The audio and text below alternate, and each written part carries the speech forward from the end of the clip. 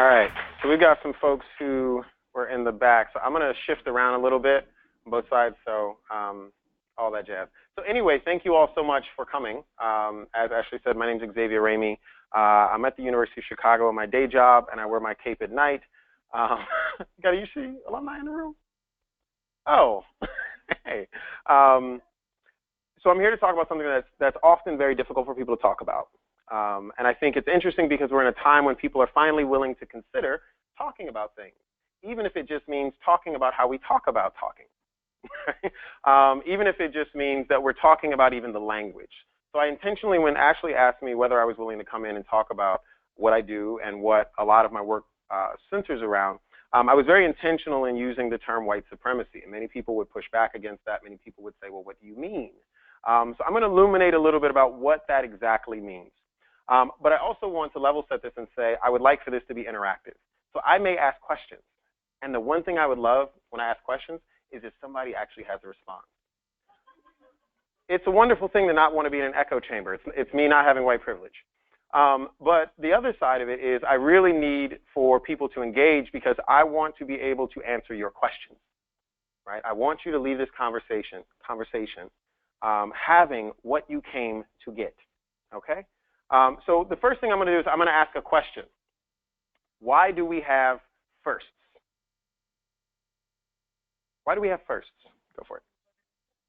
Sure. Precedents, right? Models. We learn from them. What else? To be a foundation. All right. Anyone else? To set expectations. That's interesting. Okay. Anyone else? To inspire. All right. Now we're going to the human and social side. All of these things are true. Now, let me ask another question, a different question. Why do we have firsts?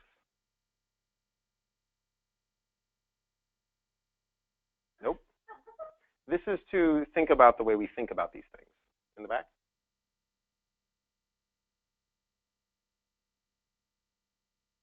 Yes. Behind you? So there's a clear winner. Sure. So the question of competition. When we think about firsts and we think about modeling, that's very different than thinking about, well, who should be here anyway? Right? When we think about the last election, Hillary Clinton was running on the Democratic ticket, and what was she representing? What was she inspiring little girls to be? The first woman president in American history. Do you all know how absolutely incapable women have been of holding that seat? They had 44 times to get it right. Couldn't get it right. Couldn't get it right. 44 times 4 years. Right? Couldn't get it right. Either not smart enough, not politically savvy enough, not educated enough, not connected enough, just didn't get it. Right? And Hillary obviously wasn't capable. Right? Again, another example. Right? Why do we have firsts? Is it because of the incapacity of those who are competing? Or is it because of the obstacles that impede their growth and their pathway? So when we talk about pathways and we talk about firsts, we have to talk about pathways. So when we think about why do we have firsts, this is the line of thought that leads us into that term white supremacy. Yes?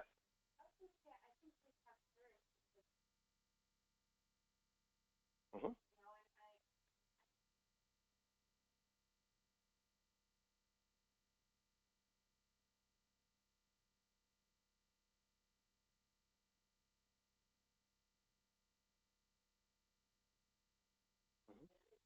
Mm-hmm. Sure. In my life, I was also a first. I often tell people I am the first legally free black man born in 7 generations of Ramey men. Right? I was born under the protection of the Civil Rights Act. I exist. Legally, I exist. And I'm the first one with my last name in the history of my family, all the way down to Louisiana, down through Georgia, great-grandparents sharecroppers, before that slaves. I'm the first one to be born free. The premise of my question is that because we just were not capable of being free, because we didn't have what it took, right? I want to reframe our minds around how we ask this question of first. Also how we enter things. So you brought up the point of being an immigrant, or your parents being immigrants, right? And so the question of where you are, also when you are, matters. So as I said, I'm the first one in a line, 7 generations. I was the only one who was born in the time where it was possible. But we have to critique why it was only possible in this time. You follow me? Cool. Let's talk about possibility versus probability. Okay? So diversity initiatives, raise your hands if you heard of a diversity initiative. A lot of professionals are like, yeah, the diversity and inclusion now. Diversity initiatives often pride themselves on creating opportunities, pathway production, right? And that's an incredibly important thing, that it can be possible. Now, where do you get the size in the back of the room when they start talking? Because of what? Because it may be highly improbable. It can be possible, but can also be improbable.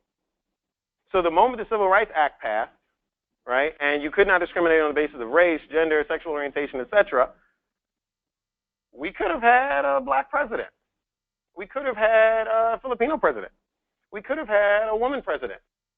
And at that time, many people who looked at legality as the litmus for validation would say, it's possible. And that should inspire. It's possible.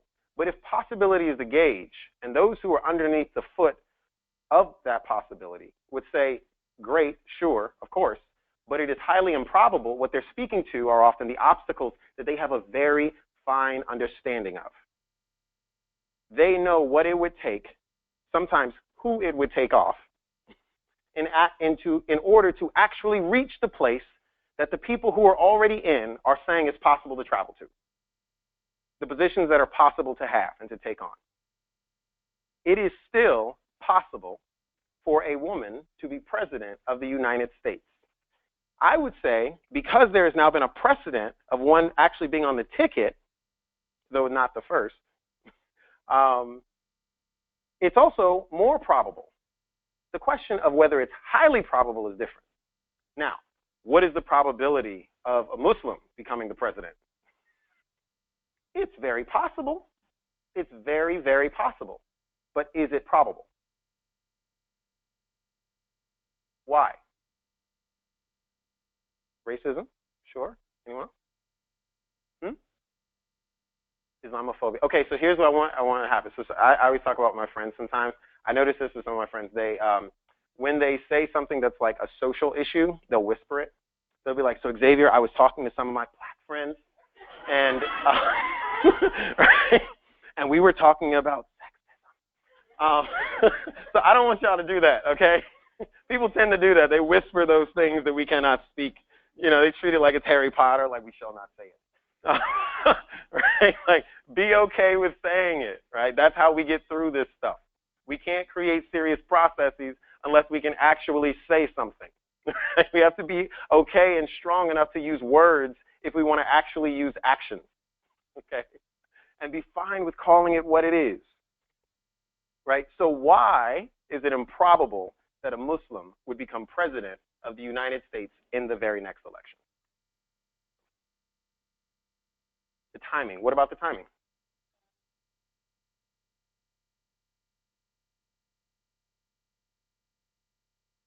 Why? Why does this moment in time make it less probable? No, I'm going to keep digging. Because of what Trump has done. Why was it not possible 8 years ago? Or probable?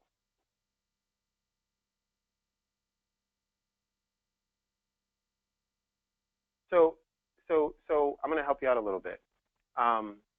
When we talk about probability and we talk about these different points of intersectionality, where before I was talking about race, we've been talking about point of natural origin, we've been talking now about religion, and all of them have sufficient barriers to entry to prove the improbability of what is possible.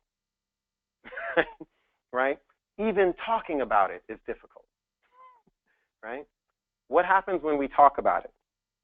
It can create shame because we expect more of ourselves. We expect more of our society. Not only that, we expect more, we say there is more. Right?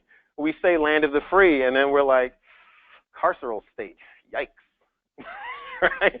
Right? We talk about for-profit prisons, right? These types of things. It's very shameful, right, that we have these types of things, but we have to get okay with talking about it. The one thing about institutional change is that institutions love process, right? What is the model? Anybody in nonprofit work has always heard a foundation officer say, is it scalable, right? Is there a precedent? What are your best practices? What is the process from A to B? So when we think about social challenges, how do we create processes to actually overcome the improbability of what many would say is possible? What is the actual process that we would have to implement to accelerate American culture? And I would say American culture is comprised also of Muslims. But we are talking about them outside of the culture right now, as it relates to the position that we are saying they could not ascribe to. They could not ascend to, sorry. So when we think about that, right, what we really have to think about is what processes will we have to implement today? There would have to be a change in language about where people are coming from. There would have to be a change in understanding about what religions are American. There would have to be laws that are identified and stricken down that particularly impact this community. And even in the creation of laws, we would have to cease looking at what the intent of the law was and have to start to look at the effect. If the intent is to make a more free nation, but the effect is slavery, what good is the law?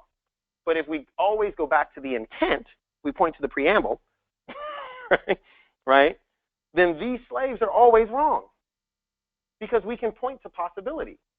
And if possibility is our sacred thing, then they are always wrong because they might possibly not be right.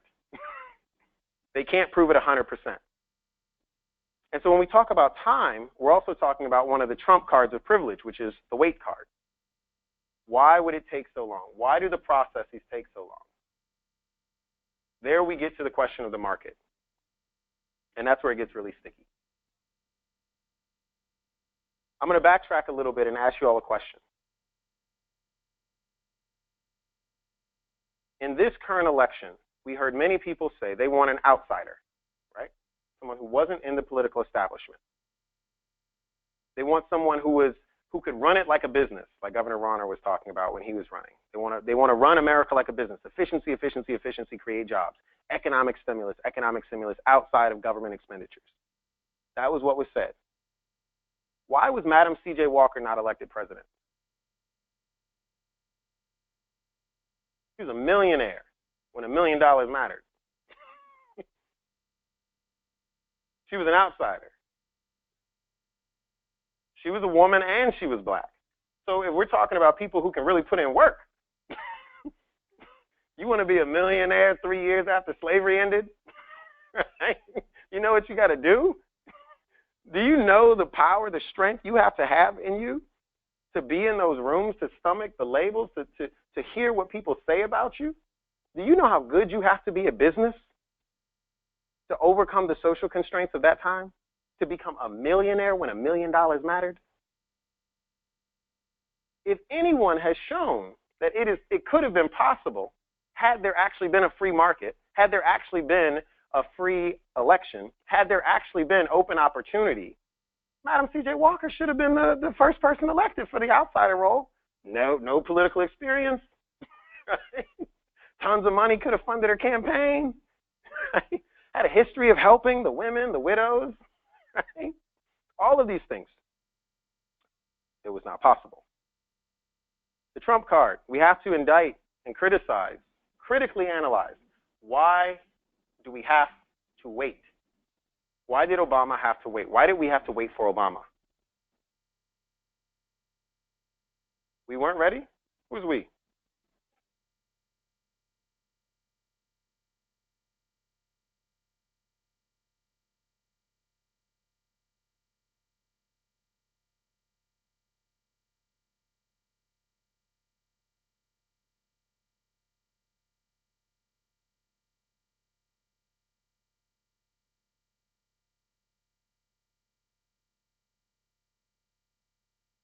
I know my granddad was ready for Frederick Douglass. The we have to really ask, we have to ask the question of who is we? Who is the we speak of? Right? When we say us, right? When we say nation, when we say culture, what do we mean? Do we mean hot dogs and flags and stuff? Or do we mean saris? Do we mean dashiki? Do we mean cassava or banana? Who is we? And what does that matter? How does that matter? Little things. This is where white supremacy gets really, really virulent and really, really difficult. Think about what President Trump has been doing over the last couple of weekends. He's been down in Mar-a-Lago, you know, chilling. His place, he owns it, his country club, playing golf.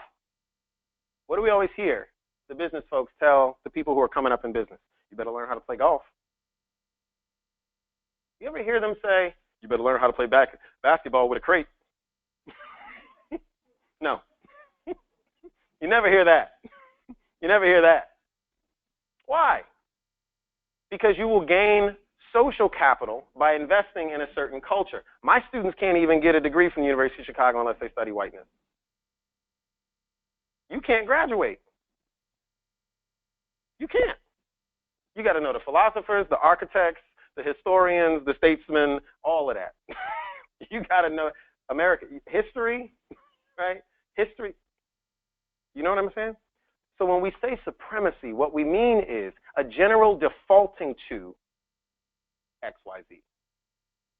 I can say male supremacy, right? When we look at wage laws, regardless of wage laws, the laws say we shouldn't discriminate, but the effect of it, regardless of the intent of it, is such that it does, right? And if we have law enforcement, what laws are they enforcing if what is happening in effect is also against the law?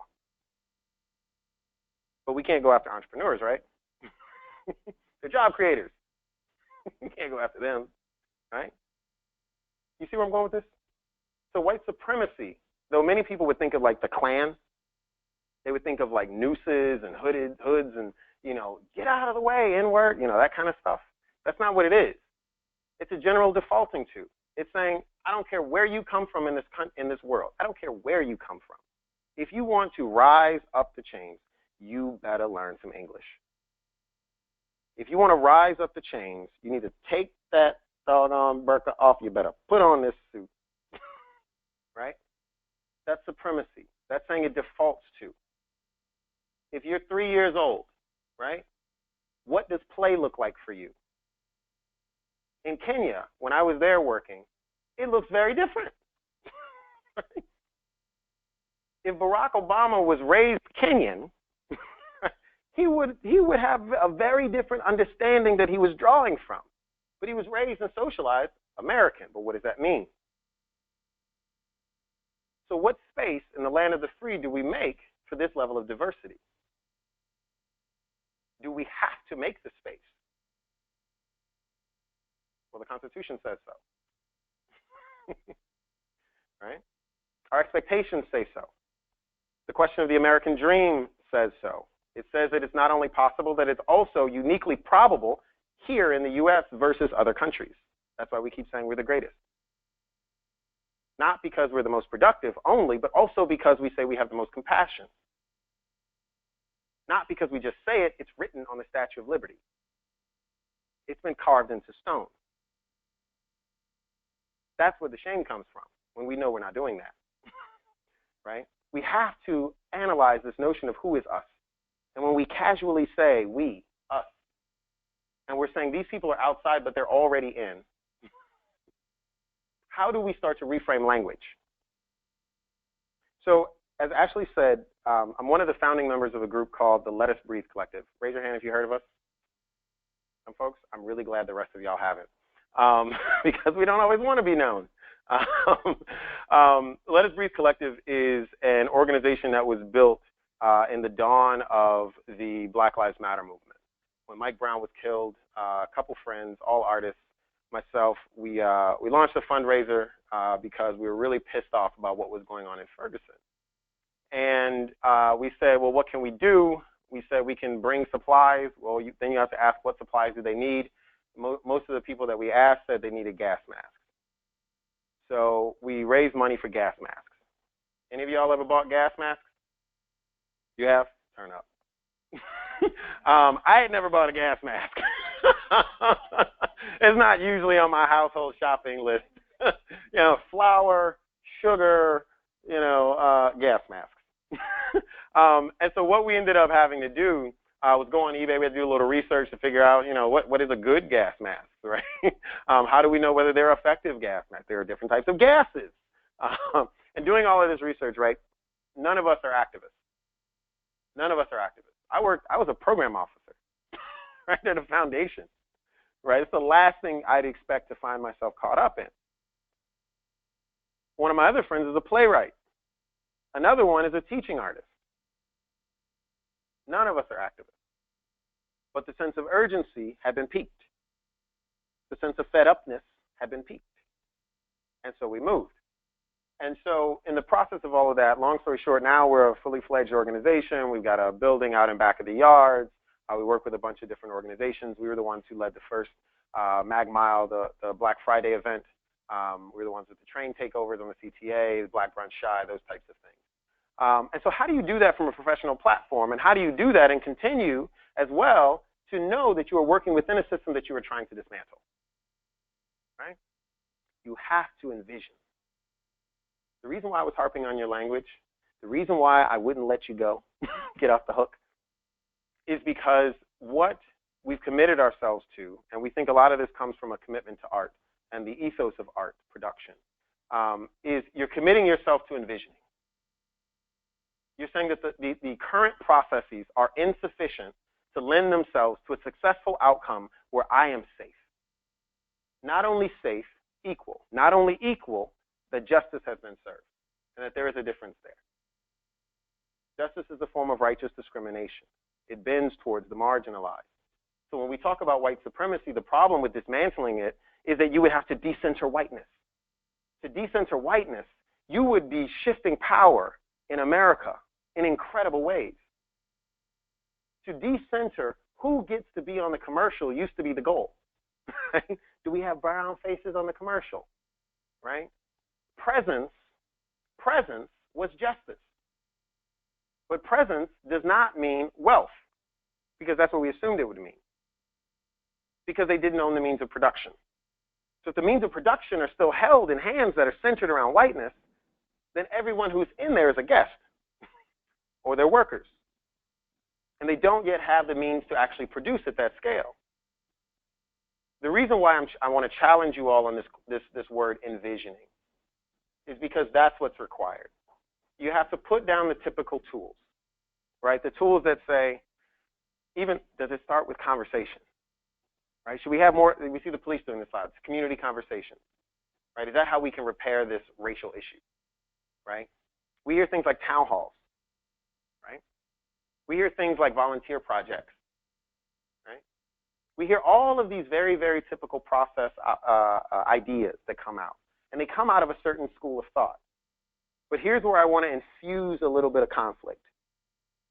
How many in here have heard of the term decolonization? A couple folks. For those who haven't, when you hear the word decolonize, what comes to mind?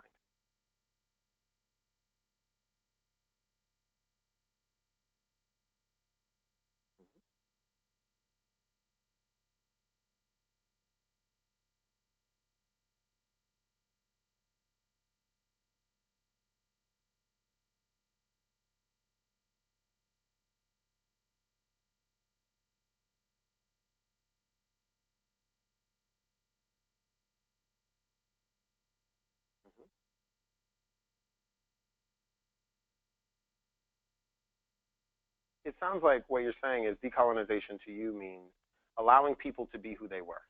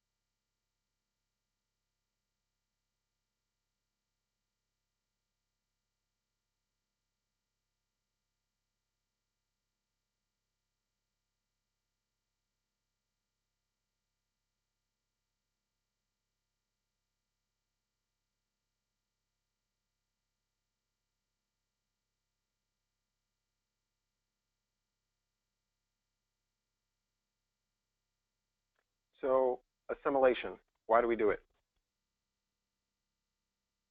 To get a job? Why do we do it? Makes the adjustment into another country a lot easier. To blend in, sure.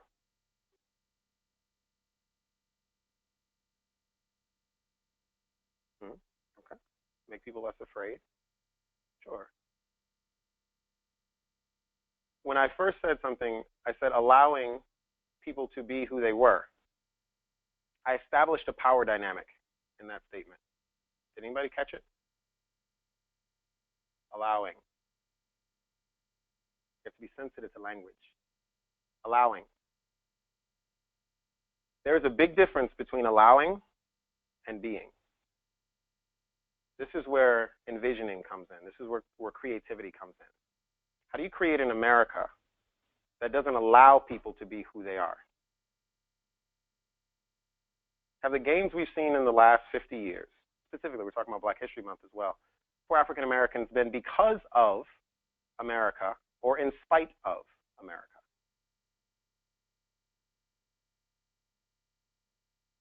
In spite. How should we look at gains if what they've produced are in spite of something? How should we look at a protest that's saying more? Essentially is what they're asking for, more. They're responding to the allowing while being human.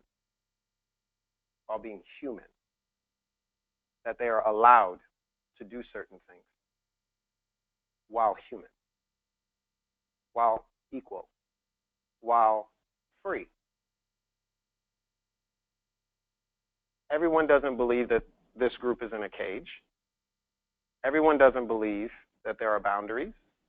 Everyone doesn't believe that things are impossible. But if you look at the question of the feasibility of probability, you very quickly get to understand where the anger comes from. Flip it around. What's probable for Black folks? Well, it's very probable, statistically significant, I would say. Anything over 3% in a randomized control trial is considered to be statistically significant. If 33% of Black men are expected to spend some time in jail, that's statistically significant. That's highly probable. Highly probable. 47% of African American youth in the city of Chicago who are between the ages of 18 and 25 are either unemployed or not in school. Highly probable to be unemployed. Highly probable to not be in school. 84% of ninth graders this year in CPS with this skin will not graduate by the year 2025. They went to their last graduation last June. They were in 8th grade. Highly probable. How would you feel with that?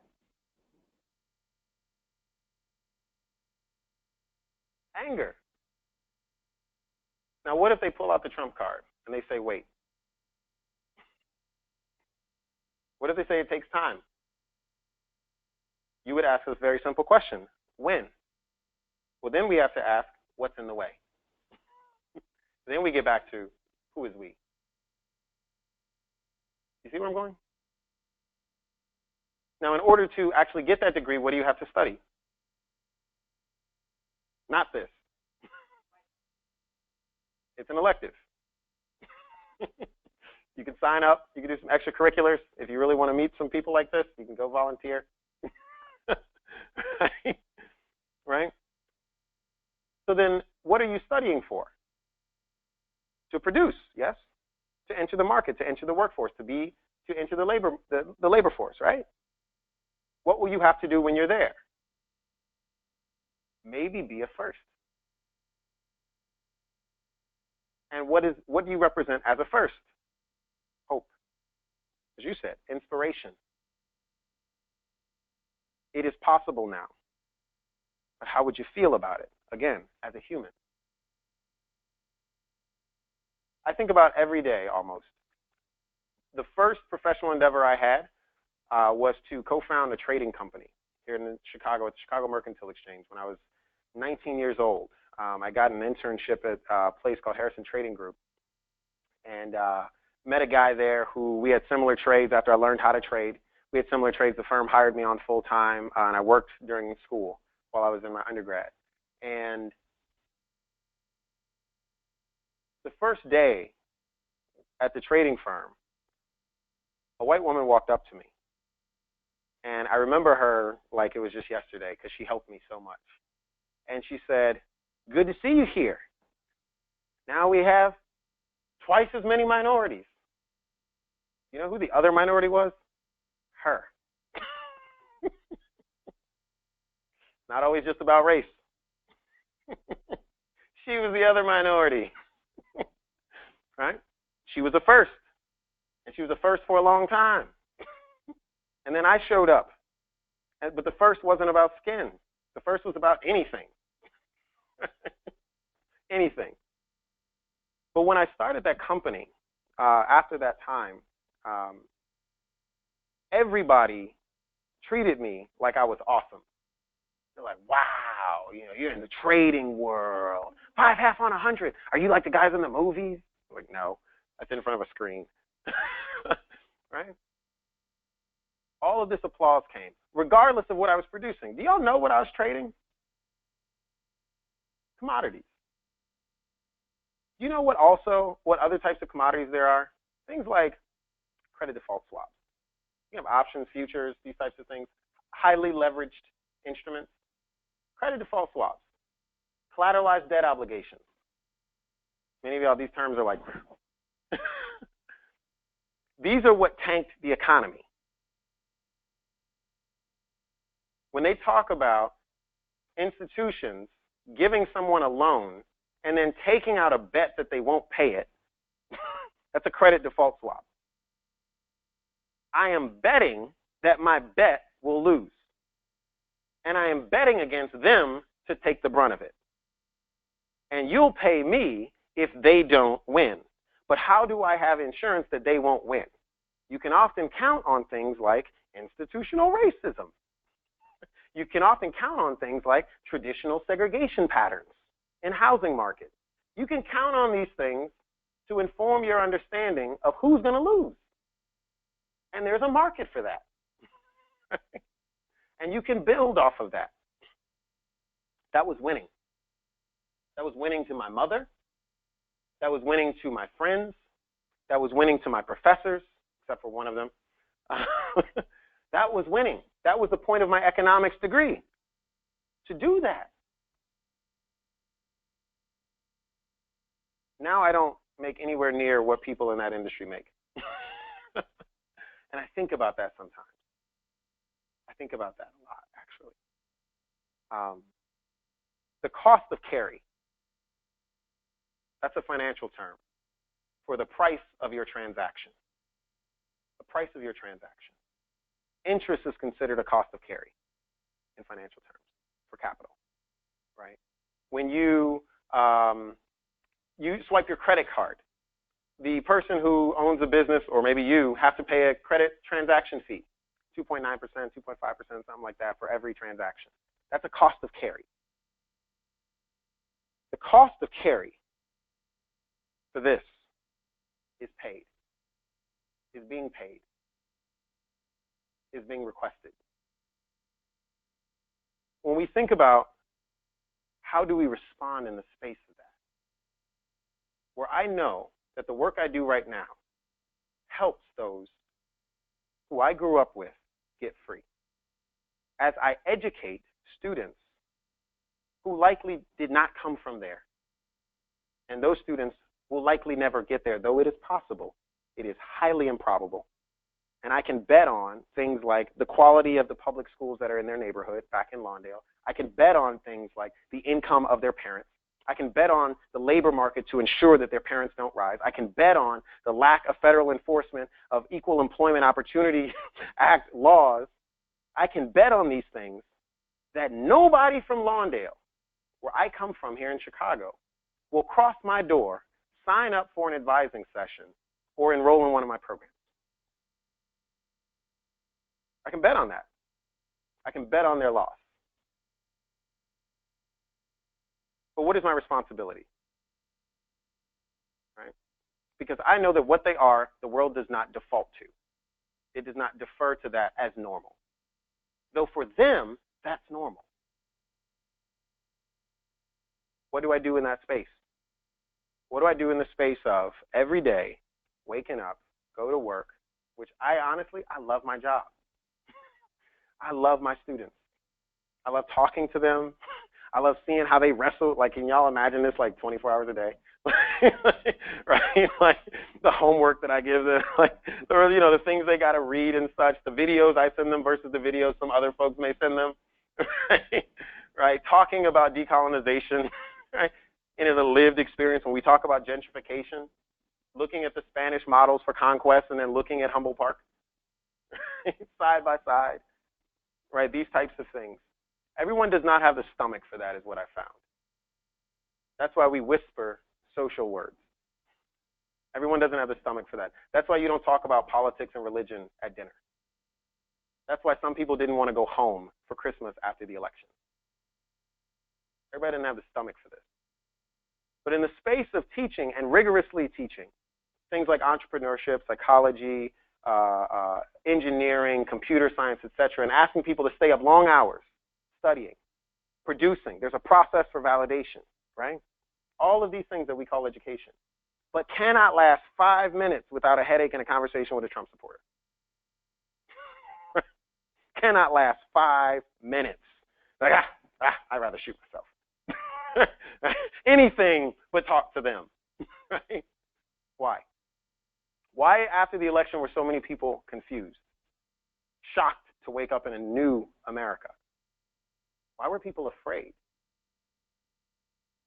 For those who had privilege, what rocked them? The same thing that rocks my students when they show up to a midterm and they didn't study. They know they're not prepared for this. They're confused. They know there was an expectation that they be prepared. Now they're ashamed. They know that there's work to be done and that there will be a cost to be paid for their lack of ability to produce. And they are not yet ready to pay that cost. They knew exactly what they had to put in to complete the task. They know they did not put that in.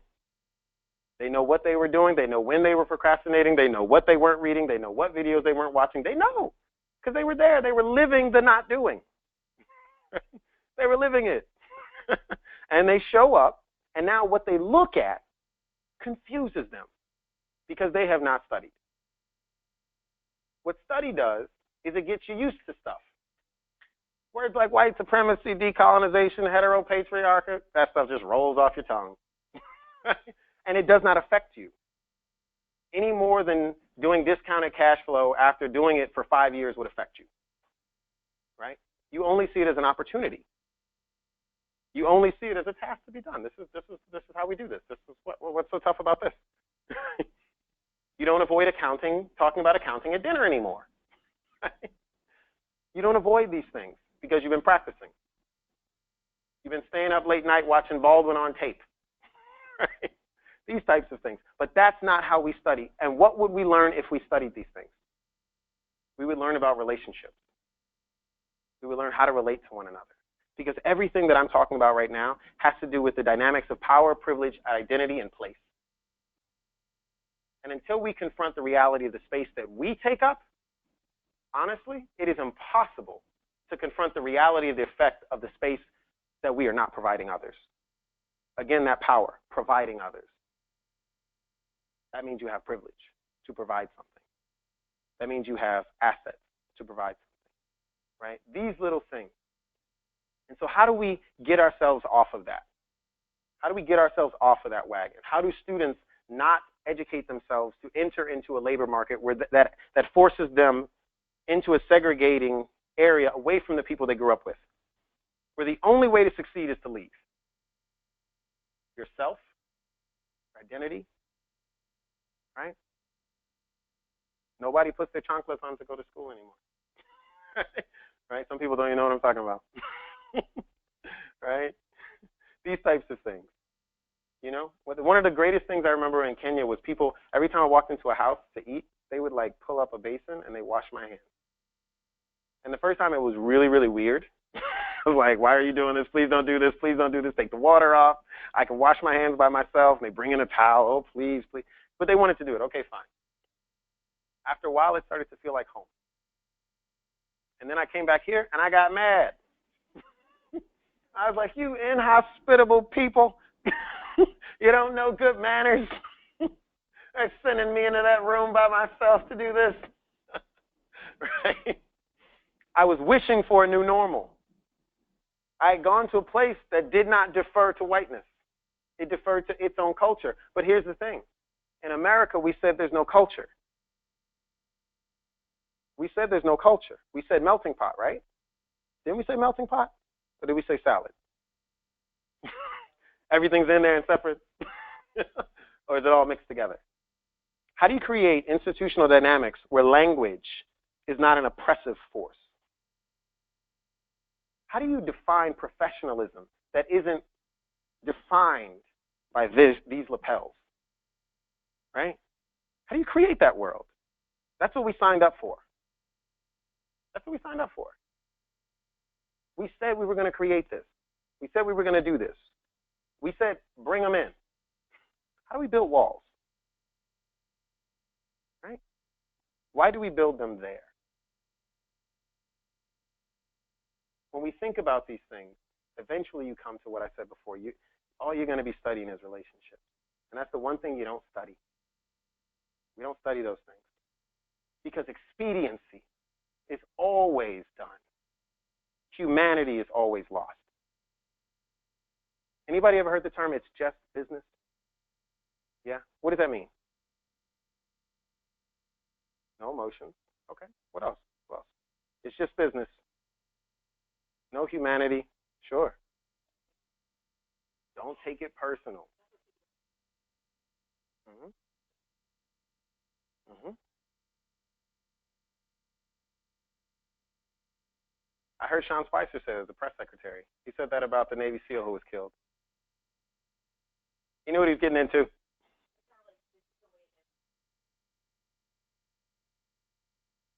You just elevated it. Perfect. So it is a little bit of what you said. It is saying suspend humanity. Yes. We privilege money over people. Why? I could get into utilitarian ideology in labor markets, which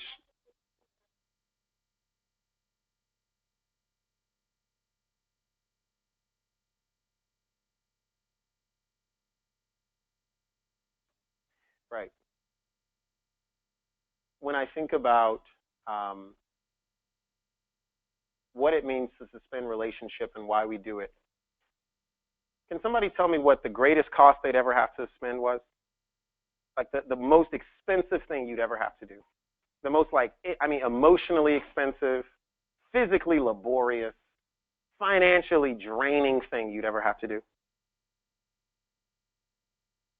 Go to school. Sure, go to school. Sure, some other things. Have a kid. Yeah. Yeah.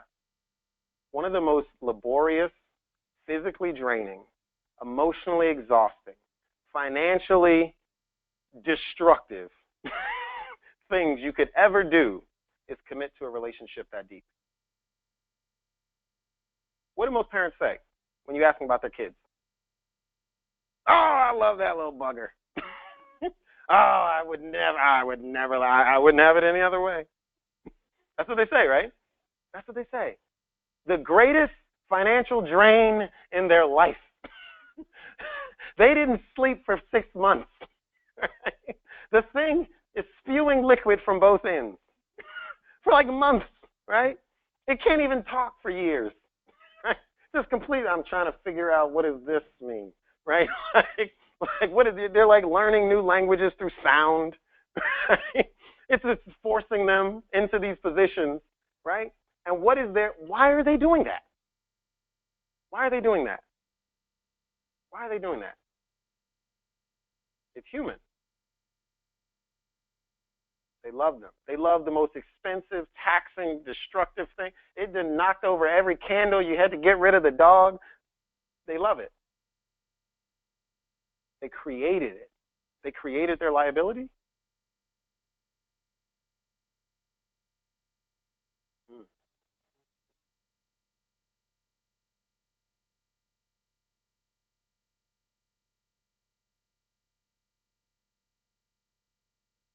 Why are you your mother will always do everything because you're the closest thing to her. Why are you the closest thing to her?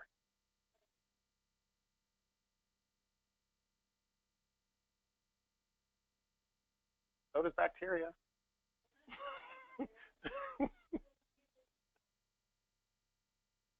Yeah. She chose to nurture you. She chose to nurture you. Here's the great trick.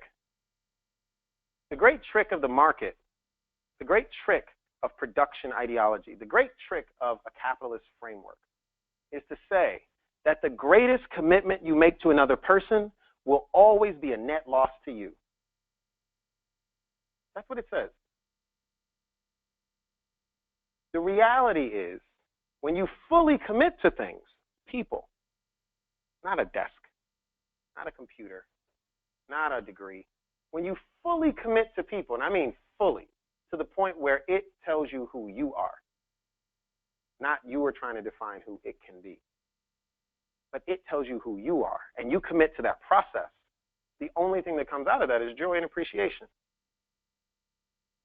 Why? We have to critically analyze the frameworks that we're relying on. We have to envision new frameworks. So in the space of a mother who's making $10 an hour, who has this child, why does she not, is it just because like she'd go to jail if she threw it away? She can put it up for adoption. Why does she keep the child?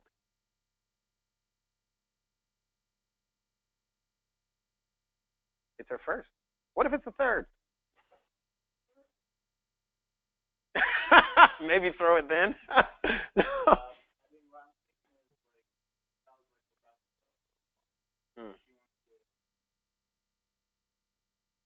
Yeah.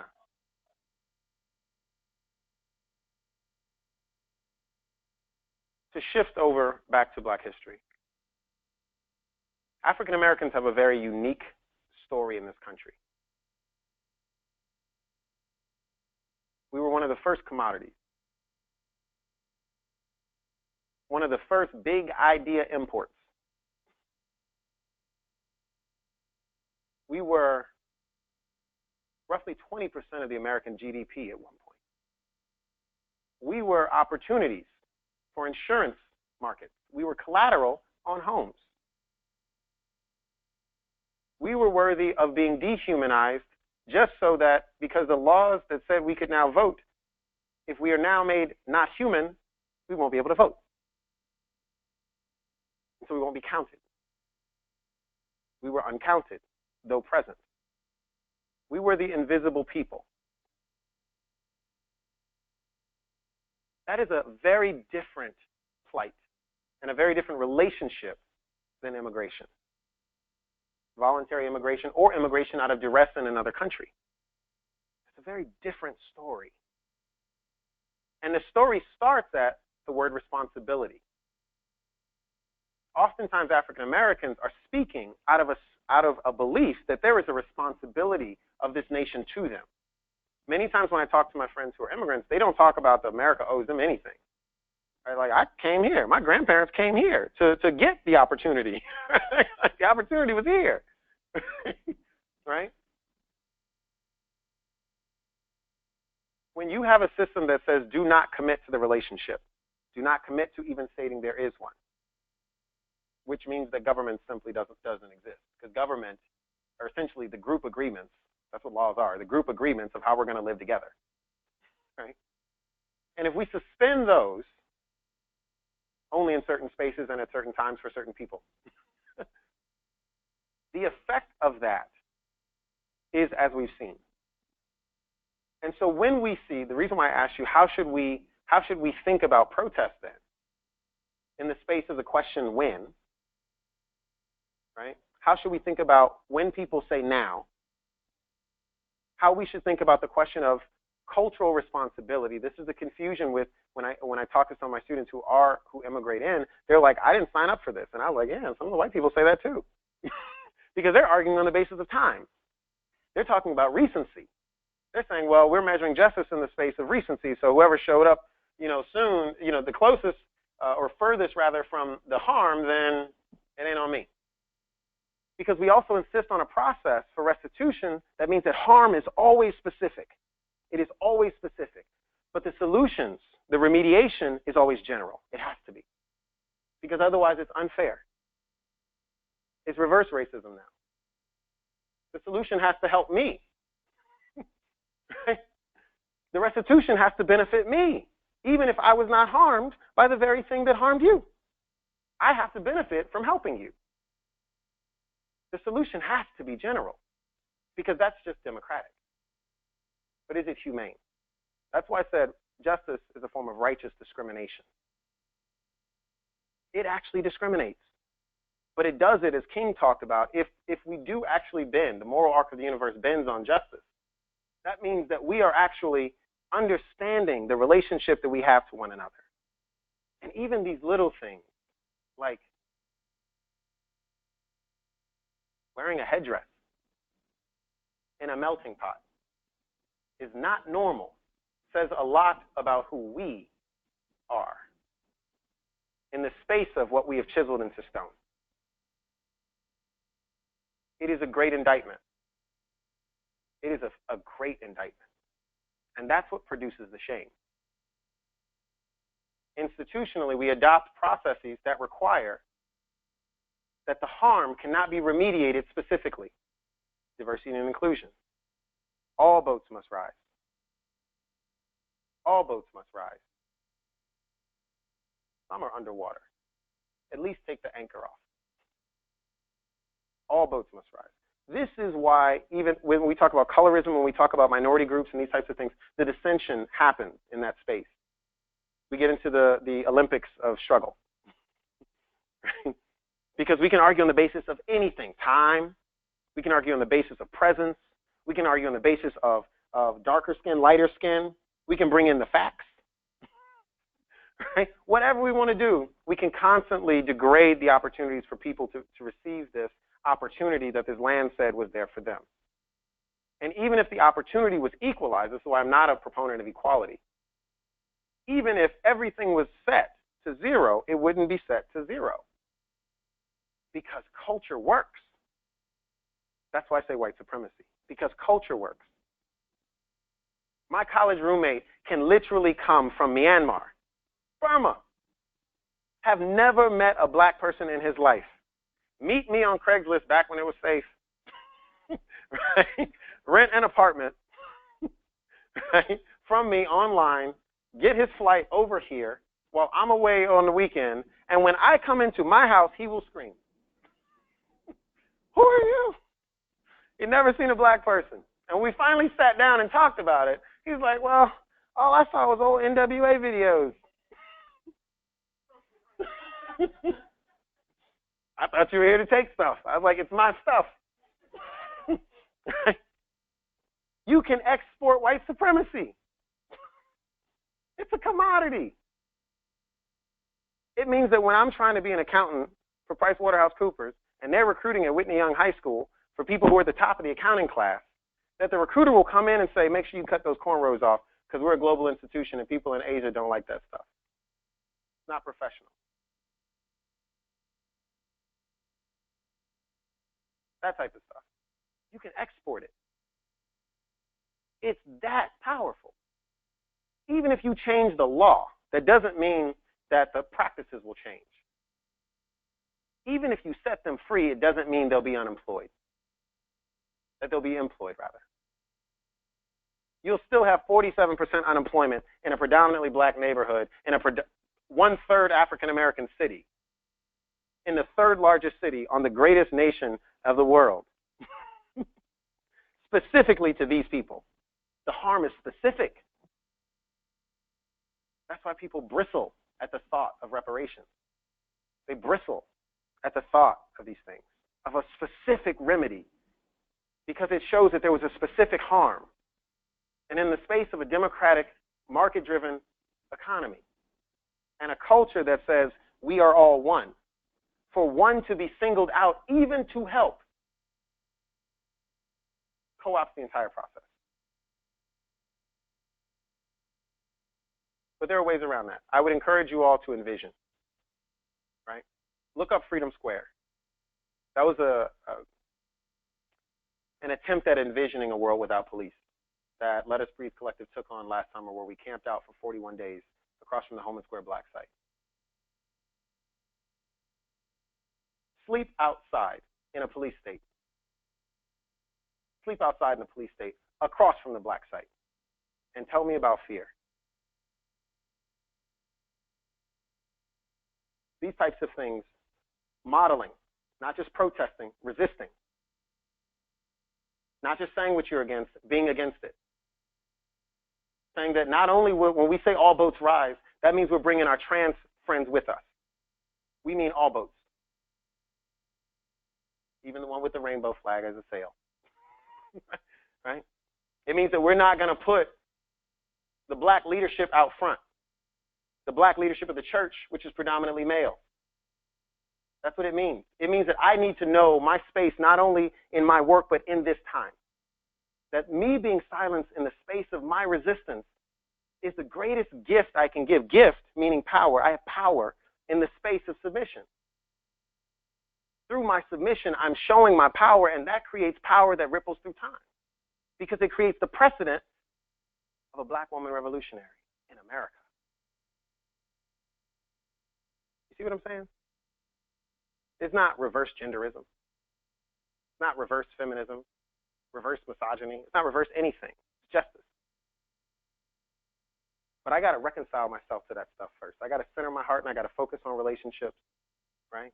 I got to stay up late studying, right? I got to be able to say all that I've said, which is mostly about harm and hurt, and be able to say it with a smile on my face, with full expectation that the seeds I'm planting today will grow, that something will come of it from you all.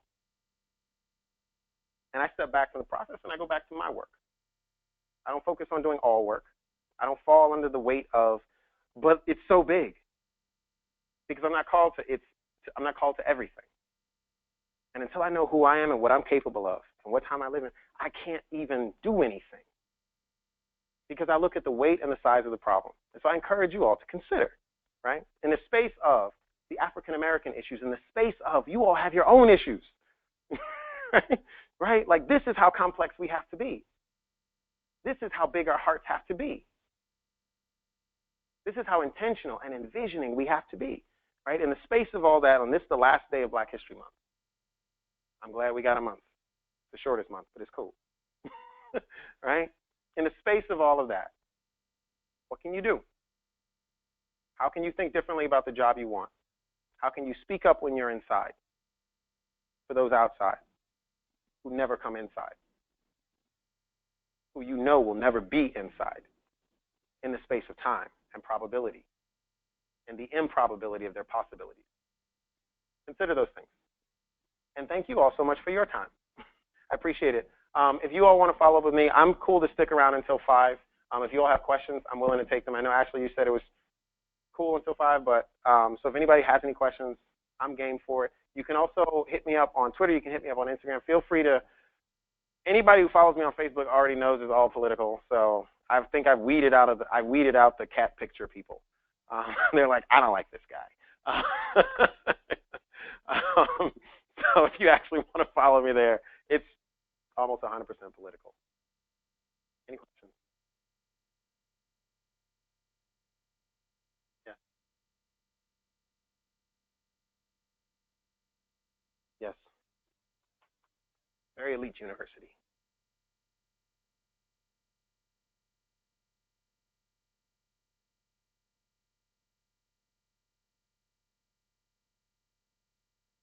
Mm-hmm.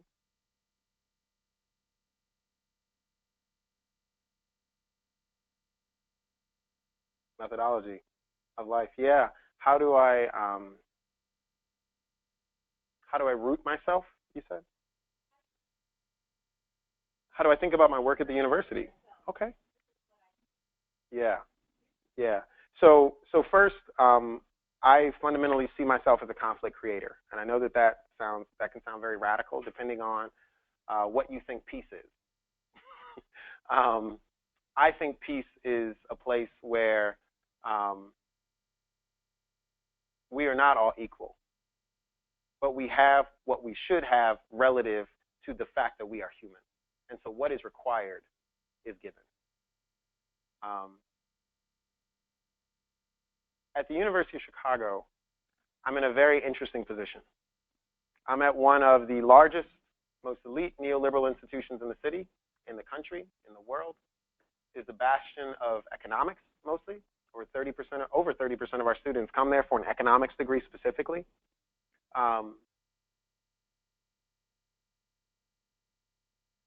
Social justice is, I would say, seen as an opportunity, not as a mandate. Social justice is an activity. It is not a process. I believe that it is everyone's responsibility, not just to be aware or to be challenged intellectually. I believe it is their responsibility to be engaged. I work in the Office of Civic Engagement. I fundamentally believe that all work affects people. The work of the architect is affected by the day laborer who is a carpenter. So labor laws should matter to the architect, who, though for his position, is very much exalted in the workforce. And the day laborer, who has to live at the behest of the strength of the lawyers that work for his union, their lives, as King said, we are caught in a network of inescapable mutuality. I see my work there as being one of prevention. I see my work there as being one of encouragement. And I see myself there as I said, a conflict creator. So I run one program where students come to me as freshmen, and they just got out of high school. And they signed up for this program that I run called Chicago Bound. And I think Chicago Bound is a pretty awesome program. Pre-orientation. Y'all went to orientation for, right? So it's orientation week, and then before that, they sign up for 7 days with me, right? And it's this for literally 17 hours a day. We run it 17 hours a day. They have an hour on the bookends to chill and do their thing, and then they go to sleep for 5-6 hours. We're all sick by Wednesday, just from that pace. But what I do is I reframe their minds around these types of questions, right? And the strategy that I get to use at the university, which is why I said I love my job, I get to use an engagement model by leveraging discrete information. So I will present you with the Chicago City budget. I will take you to a homeless shelter. We will talk to people who have and are suffering from mental illnesses. How do you think the budget should be spent? We will walk through downtown. You will be tasked with finding a place to use the bathroom without spending money. We will discuss human dignity outside of the market. I get to do little things like that, really creative things for 18-year-olds, to get them to really think, right? That feeling you have walking in the City Hall. Wow, I'm in like City Hall of Chicago. How do you think someone with a background feels walking into an institution that has at least 100 armed guards at all times? Identity flip yourself. Let's go downtown. Let's go to a major philanthropy operation. Walk in. Who's not there? Look around. Who's not there? Not who's there. Not what's their title. Don't look for power because you're already obsessed with it. Who's not there? Now let's talk about why they're not there. How do you think of cities as such? What is the responsibility of an individual to a government and a government to an individual? What is government? What is the person? What is sacred? in the space of transaction. Now let's talk about gentrification along the lines of the sacred. Let's talk about culture. Let's talk about production, loving tacos, but wanting the Mexicans out. Let's talk about it. This is what I get to do. I love it. I get to corrupt the minds of youth, just like Socrates. Hope I don't end that way.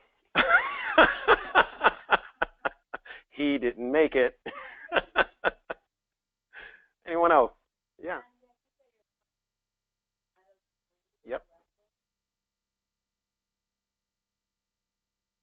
Come on down. So we have a fundamental belief that everything you are is all you need, right? So people always say, like, how can we be down? How could you? I'm resist.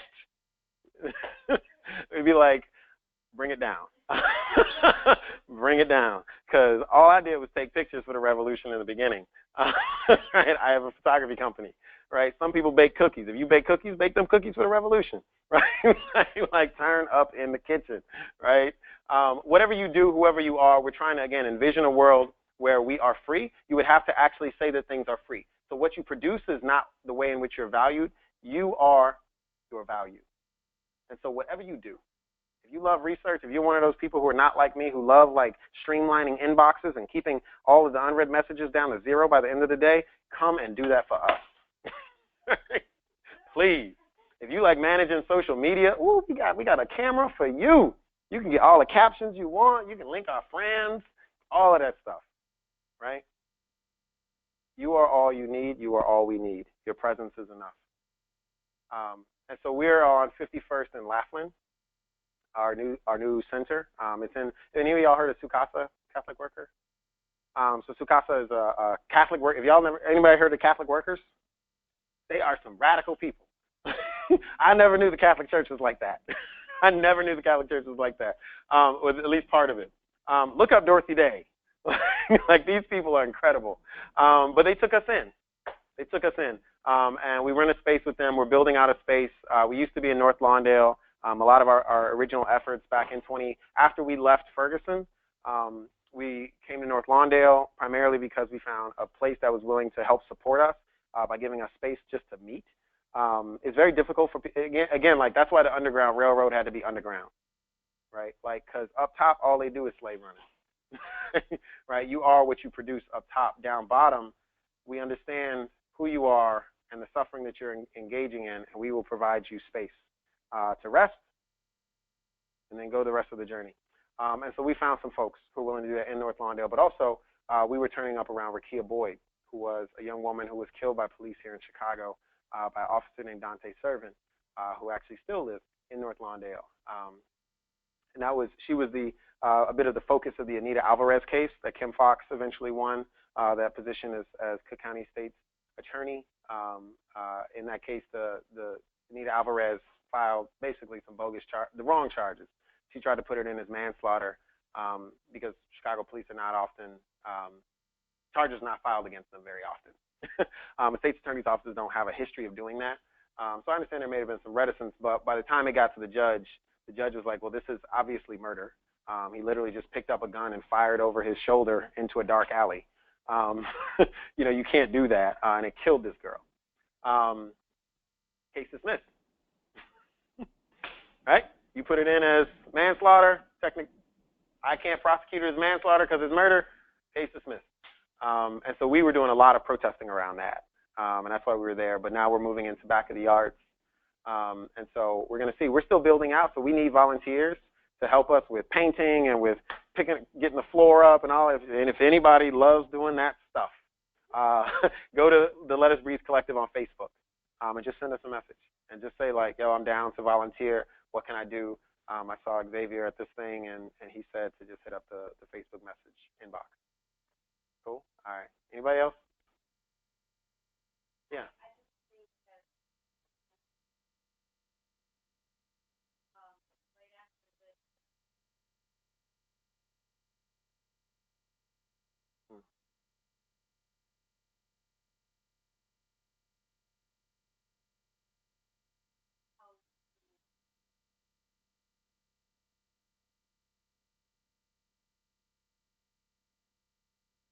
Yeah.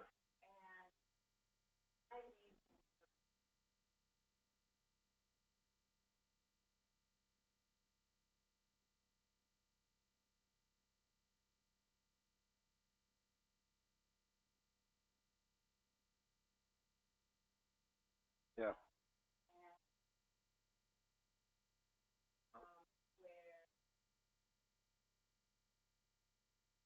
Mhm. Yeah.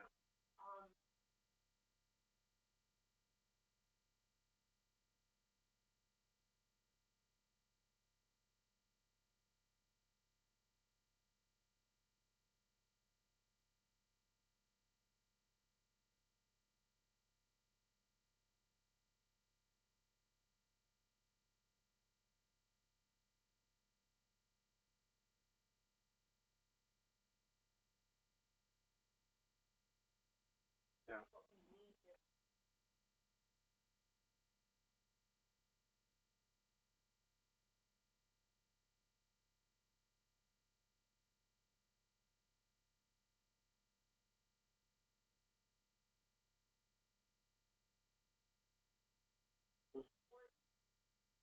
Mhm.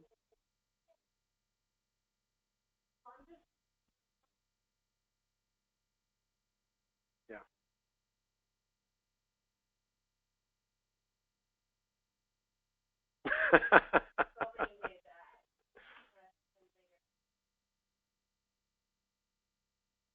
Yeah.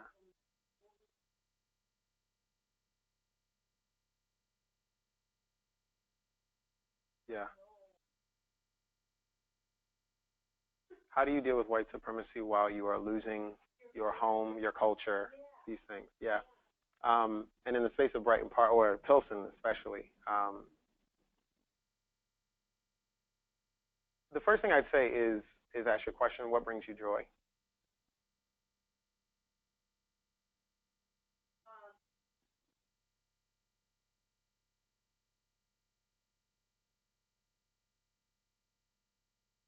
Doing what?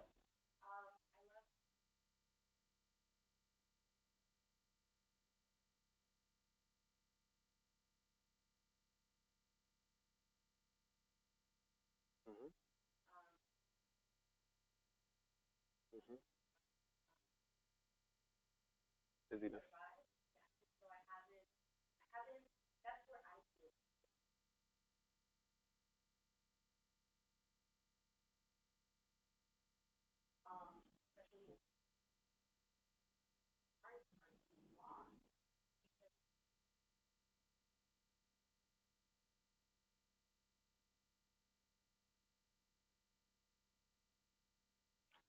Expediency.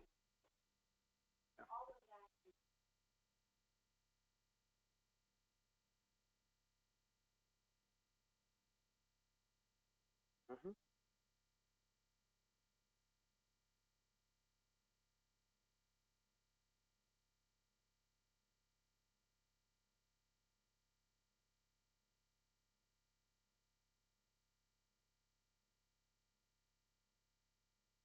Yeah.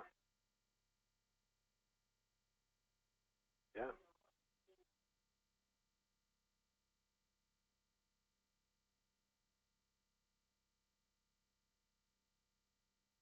Okay.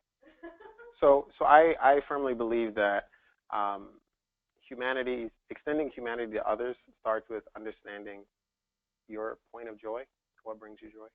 Um, I said extending humanity to others because you brought up the term righteous anger, and how to deal with righteous anger.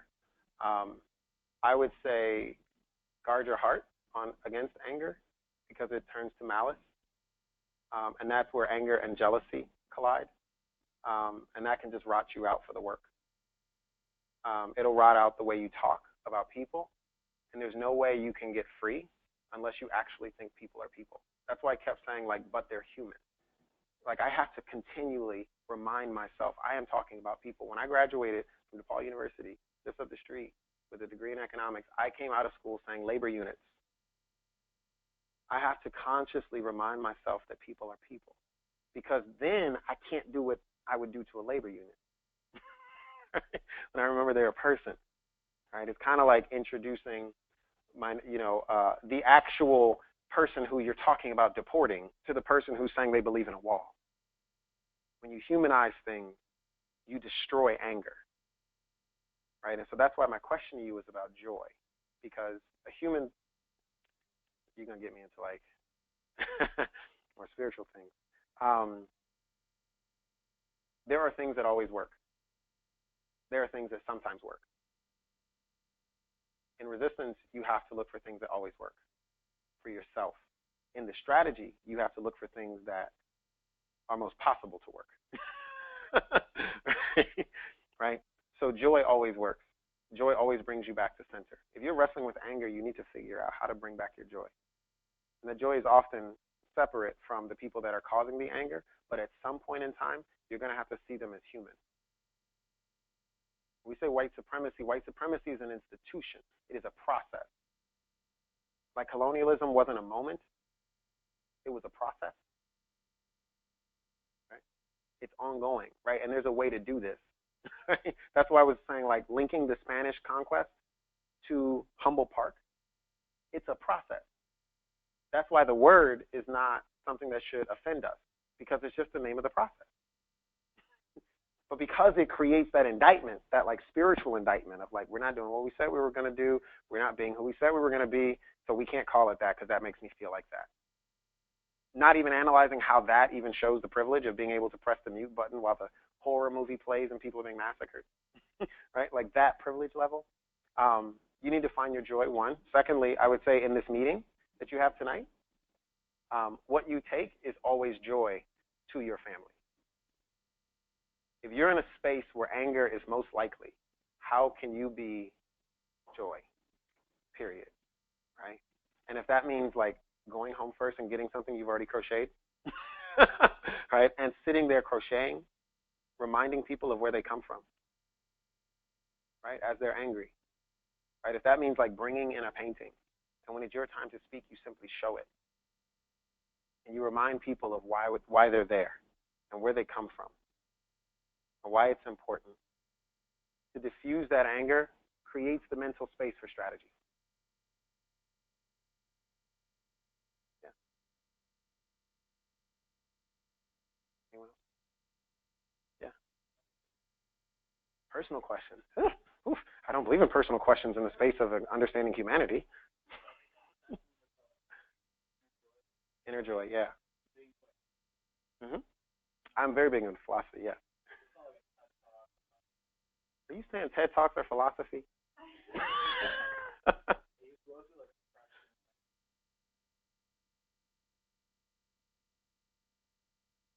Yeah.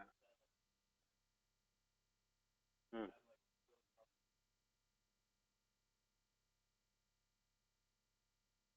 Yeah, I mean, order always is a salve, right? Like order is always going to be a salve. Whenever, I mean, philosophy, he turned to philosophy. He learned about Stoicism, which is a process of understanding how you can be in a space, right? And withstand, which I would say you got to think about what are you withstanding.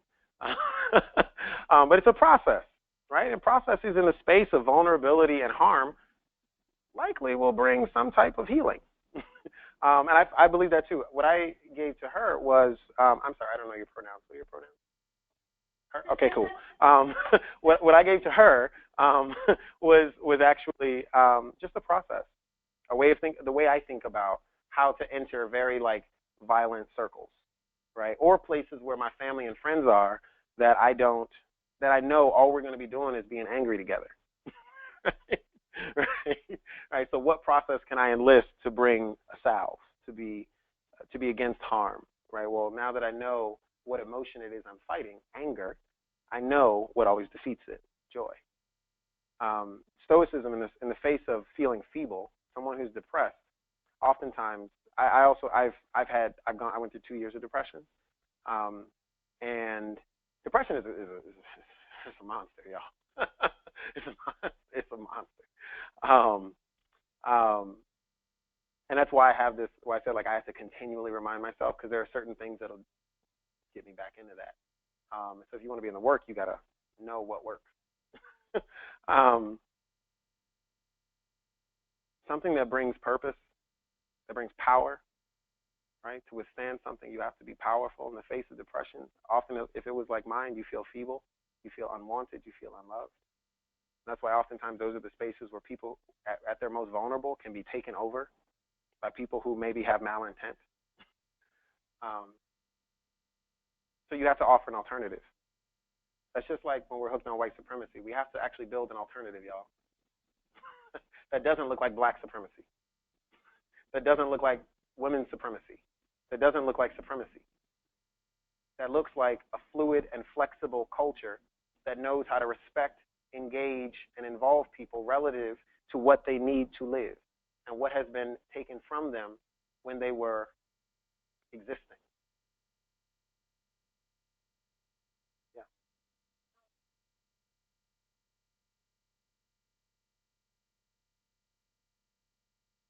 How does it feel to be the token, and how do I deal with it? Yeah. Yeah. So it used to really make me angry. It used to make me really, really angry to be the only black guy in the room. And when I was 16, I made a promise to myself that I was always going to be the youngest one in the room, whatever room I was in. And so, like, whatever was to be like 10 years from now, I was like, I need it now. No, wait. I've been against waiting for a long time. And so that's why, like, you accelerate very quickly when that's your goal, right? Like, start a trading company. Don't just be an intern. Right? Like, just start a new company, right? Like, be the first one on the board. Be the youngest one in the boardroom. When you do that, not too long after the Civil Rights Act, you're often going to be the token. We haven't had enough time. And in the beginning, I was really, really angry about it. Now, I love it. I love it. The reason why I love it is because I have tools. I was confused. I was angry in the face of the fight because I was not prepared. Also, when you think about institutions, right, institutional players, tokens sometimes, the question is what is their purpose in that room? We often come to this word gatekeeper, right? Like they are now the gatekeeper for others. We talk about diversity. It's about the assumption that presence will create opportunity for others, which actually also implies that we have not actually stomped out racism, because it means that if they're not in there, they won't get in there if they're not already in there, which means that the people who are in there are not committed to them being in there. Because if they were making the hiring decision, or if they were making the supply chain decision, they would not work with people who don't look like them, or who don't sound like them, or who don't have their gender, or whatever it may be. Again, pointing back to the lack of anti-racism within institutions. But because I feel really, really prepared now, because I stay up late watching tape, because I read a ridiculous amount, because I follow social media like crazy, because I'm always trying to find out how to be around people who are very, very different from me so I can understand how can I communicate to you in a way that gives you dignity, which means that when it comes time for us to work together, you won't see me as them or as the man. You'll see me as brother, right? Like that's what I'm trying to get to. I feel incredibly prepared in doing that. And so when I'm in the room and I say I'm a conflict creator, I'm coming in with my guns loaded. I'm not empty. In here or in here. Right? I'm not empty. And so I can't wait to be in the room. That's why I'm at the point now where people don't always bring me in the room. Because eventually you create enough of that and they'll be like, oh. He's that guy, right? And then I'm empowered because the people who do bring me in, thank you, Ashley, they know exactly what I would bring because I'm consistent. And isn't that what people who are marginalized have always been asking for? Consistency, not of process and product, but of heart. Consistency. And I know that I represent that, which means I'm real. So I'm not afraid when people ask me to be real in the space of institutions that insist on being fake. Because for me, it's about people. If it's about people, I'm always real.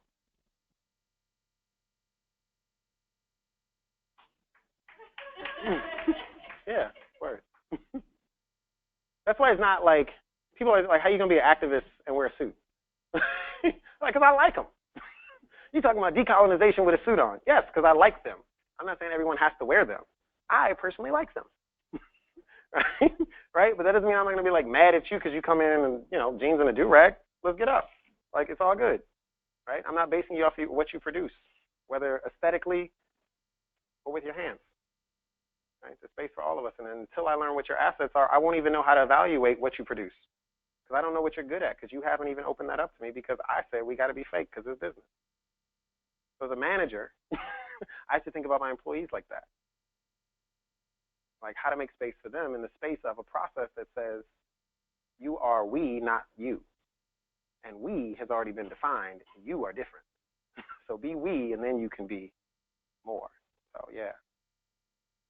All right. Y'all good? All right, cool. Why are you back? What is that?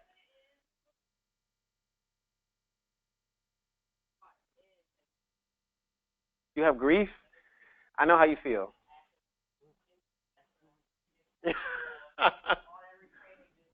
Yeah.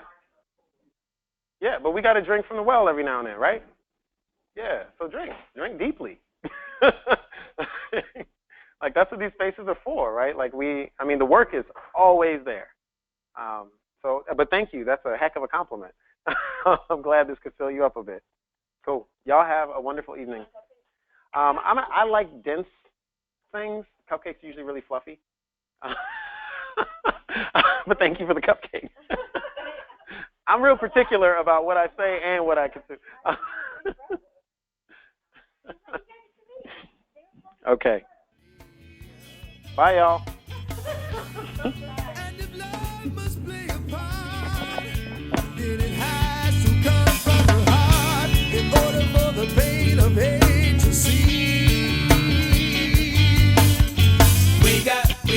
We got to stop hatred. Hatred is something perpetrated by lies. We got to have justice. The system blames God by who lives or dies. We got to have equality. Do not judge a man by the color of his skin. We need understanding to make this world a better place to live in.